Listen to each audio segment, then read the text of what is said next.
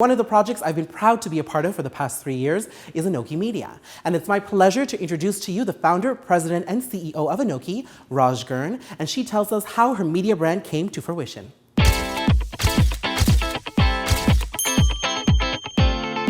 Raj, I'm so excited to have you on Date with Daniel. I cannot tell you how excited I am, Daniel. Honestly, it's like I've been waiting all week for this. Yes, and we have wine, your favorite, a Pinot Grigio. Lovely. Cheers to that. It's cheers. And I'm so excited to have you on the other end because you've been interviewing people for over 13 years. And now we'll get to learn a little bit about you. Now with Anoki Media, I've been a part of your project for the past 3 years. And one of the reasons why I was a part of it is because it was born out of a very personal experience of yours. And I think most people don't know that about you. I think they know you as a media personality, but Anoki was born out of a very dark time, I would say. So what would describe that moment in your life for me? You know, Daniel, it's really interesting that you asked me that because, you know, a lot of people ask me, and I only just started to talk about the reason why I decided that, you know, that something like Anoki Media, a platform like that needed to exist for our community and beyond. The reason really is I felt that our community at the time that I started Anoki Media back in 2002, back in the dark ages, was, you know, there really wasn't any inclusivity when it came to the South Asian community at that time.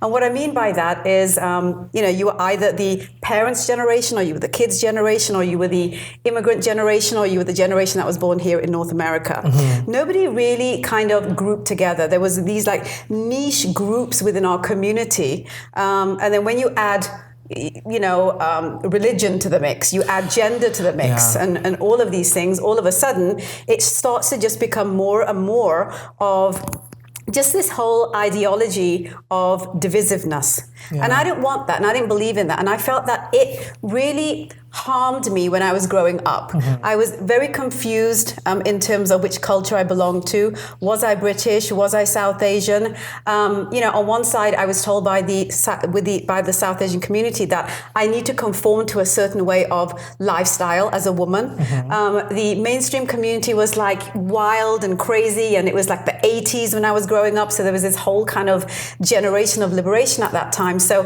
when you grow up with all of these very, different ideologies, you basically get quite, excuse my language, effed up. Yes. Right? So that happened to me. Mm-hmm. Long story short, I went into an arranged marriage. Yes. The guy that I married was and still is a tremendous man. The person that was the problem in that marriage was me. Yeah. I came with like a coolie carrying like large baggages on my shoulders of all of the crap that, I felt that I was being subjected to.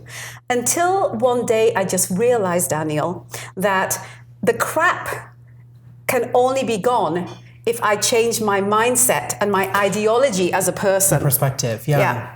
So that's kind of really where the idea of Anoki Media came about. And the platform really does provide a voice for everybody. But you also got divorced and all of that too. Did you just feel that you were an outcast in your community? You know, Daniel, it was really a very difficult, dark time for me. And the reason is that I was brought up to always feel that a person that was divorced, especially a woman that was divorced, there was something wrong with her, right? Yeah. So, and then all of a sudden I became her. And I was, and the really interesting thing, looking back retrospectively on my life at that time, was the person that gave me the hardest time through that process was me. Yeah. Because I had this ideologies, this understanding that I have to be less than. I must be second class. There's got to be like huge things wrong with me, which is why I'm sitting here as that one type of woman I never wanted to be. But your brand addresses these very same people that you were not trying to become at the same time. Absolutely. And I think it was my journey. I mean, I really believe in, the soul's journey is here for us to experience and remember, truly what greatness is in humanity. And sometimes I feel that we need to do that by actually becoming that which we don't want to be. Yes. Right? So so there's kind of like this polar identity. Well, that's even if you get to that point. Absolutely. Getting to that point is such a struggle, though. But when we come to the brand now, Anoki Media, so you've been through all of this and you're channeling that. You're addressing who you were then through your own brand, which I think is so powerful. So when it comes to people in our community, we're still facing a lot of those challenges that you had faced earlier.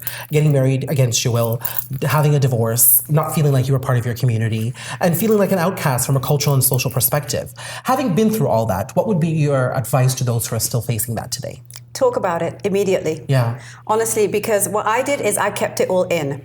And when you keep, the poison in, it just keeps growing and growing and growing, and it enters every single fabric of your being. And it takes that much longer to kind of peel it away like an onion. And I believe that you've got to be the one that is the aggressor, so to speak, because this is your life. Yeah. Right? And, you're going to get beaten up either way. Either you'll get beaten up because you made a decision that went against your, ideology, because you listened to your parents, or you'll get beaten up by your parents, figuratively speaking, because you are going against what they believe in. Which one of those two do you think is the one that's going to be the worst one for you as your life progresses? Right? And it's about making that choice. Got to make that choice. Yes. And what about an entrepreneur? Because running a business is very hard these days. And of course, I spoke to somebody earlier who was talking about the complex millennial generation. And as a business owner today, you're targeting that generation. How do you survive those tides? What's your advice there? Education, because we were brought up with the ideology that when you got a job, you were in it for 40 years, you retired and away you go, right? We're changing jobs every 2-3 years. Absolutely, right? So I think that the number one key factor for anyone that's running a business, especially an entrepreneurial enterprise, where you really get to be flexible and be visionary and make the kind of decisions that you want to, they all need to be based on something. Mm-hmm. I don't think people should make shit up, right? Which a lot of people do, so they fall flat on their asses. I think that what they need to do is always make decisions that are educated decisions. Like, look at data analytics, look at where society's headed, look at how people spend money, look at what things they're engaged in, because all of these things help you understand the demographic that you're targeting. Mm-hmm. If you can't understand who they are and approach them as a person and not as a corporation, you're going to fall flat on your ass. Doesn't matter how much money you are, whether you are Coca-Cola or whether you're Anoki Media or anyone in between. And you know what? I think that ideology also fuels your other brand, which is OpenChest. OpenChest.com, which is a TV channel. It's inspired by these beauties here. But what inspires those conversations there? Because I know that's still a huge part of your identity as a woman and as a business person too, because I think what you've just described is what really fuels that passion there. I think that I am a student of life. Yeah. I truly believe in the sanctity of everyone having the right to be able to envisage and encapsulate and grow and believe and do everything that they feel that they should be able to be as people. I'm intrigued by what that journey is for people. I'm intrigued by why people make the decisions that they do. I am the most non-judgmental person, you know this, Daniel, there is. You really are. You accept everyone. Absolutely. Yeah. And the reason I do, Daniel, is because I spent so much time not accepting myself. So eventually when you decide that you're gonna, hang on, I rock. I got to do me, right? Yeah. And I've got to crush my game, right? Yeah.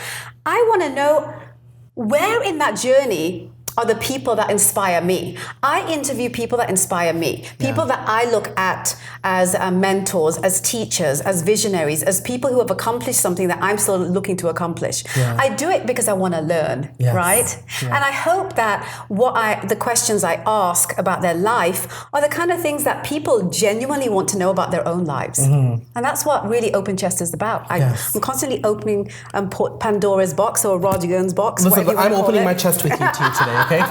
Cheers to that, honey. Absolutely, darling. Yes. Thank you so much. Thank you.